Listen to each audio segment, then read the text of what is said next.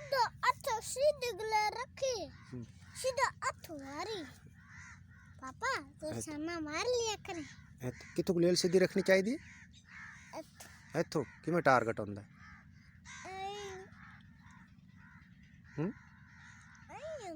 नहीं अच्छा चल टारगेट करो काफी टाइम क्या हो गया टाइम 4 बजे अच्छा टाइम तो ਹੁੰਦਾ 4 बज गए ਚੀਰੀ ਬੋਲਦੀ ਪਈ ਹੈ ਮਾਰੀ ਉਹਨੂੰ ਕਿੱਥੇ ਉਹ ਚੀਰੀ ਬੋਲਦੀ ਪਈ ਹੈ ਜਿਵੇਂ ਕਿੱਥੇ ਚਿੜੀ ਬੋਲਦੀ ਉੱਥੇ ਹੀ ਬੋਲਦੀ ਪਈ ਹੈ ਪਾਪਾ ਬੈਠੀ ਕਿੱਥੇ ਉਹ ਵੇਖ ਕਿੱਥੇ ਬੈਠੇ ਉਹ ਵੇਖ ਉਹ ਬੈਠੀ ਹੈ ਵਸਤਾ ਤਾਂ ਪੱਕਾ ਮਾਰੀ ਮਾਰਨੀ ਵਸਤੇ ਨਾਲ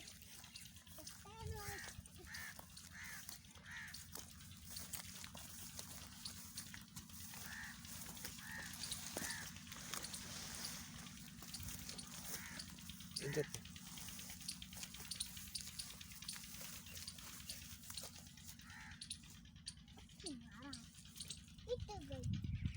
आपको पता होगा किधर बैठा हुआ है कितने बैठा है सैफ खान कि वो बैठा वो देख आया नजर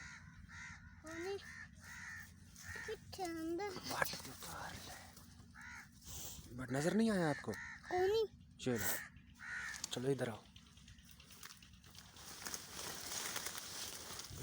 वो देख चल चलो चलो ऊपर चल लाओ का टारगेट करो का किधर है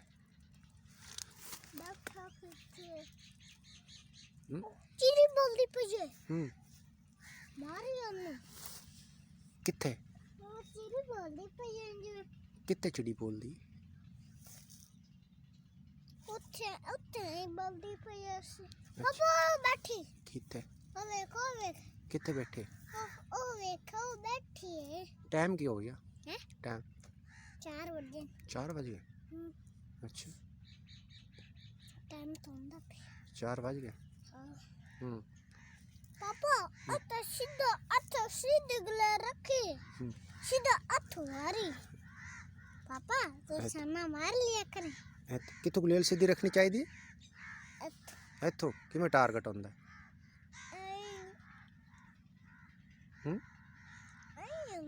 नहीं अच्छा चल टारगेट करो काफी